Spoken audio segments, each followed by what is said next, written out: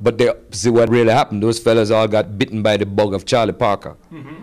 True. Charlie Parker, and this is why our Jamaican music that started with ska, the heartbeat of it is a blend of Jamaica mentor, Jamaica culture, and these men who idolized Lester Young, Charlie Parker, Miles Davis. That's what it is. That's where you have, even when Bob Marley's singing, sometimes I think I'm hearing Billie Holiday, the way he phrase. Was it the bebop form of jazz, you think, that twisted it off? Well, bebop is a word for a school I don't understand. It's just a term, but jazz, meaning the way those individuals play, that captured them, made them fantasize.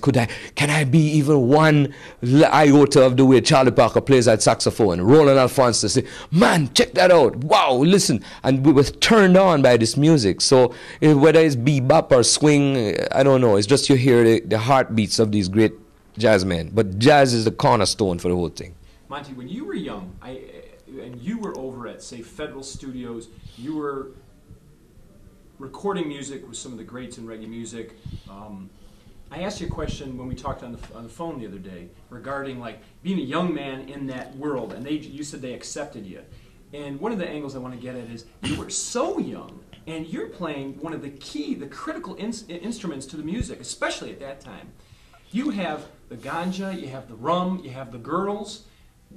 Tell me how you bridge that kind of gap. Well, I guess it's good things you learn at home and at school, and you remember that if you went too far off the path, somebody was going to take the cane and whoop your bottom. You know what I mean?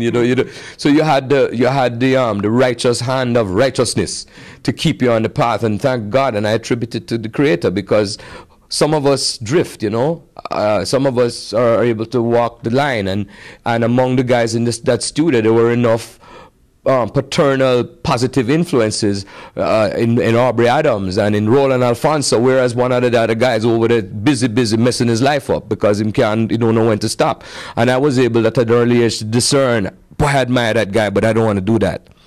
And I mean, really, I had good influences, and when you have good upbringing, whether it's church or parents, they're going to help you stay away from that, because we're all like leaves in the wind when you're little children.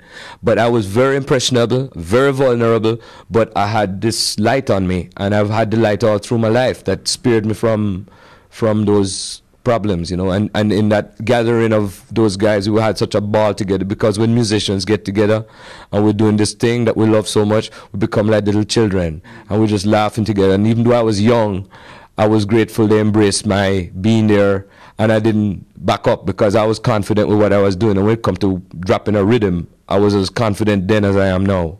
I mean, I loved it, so I'd like to think I didn't hold them back.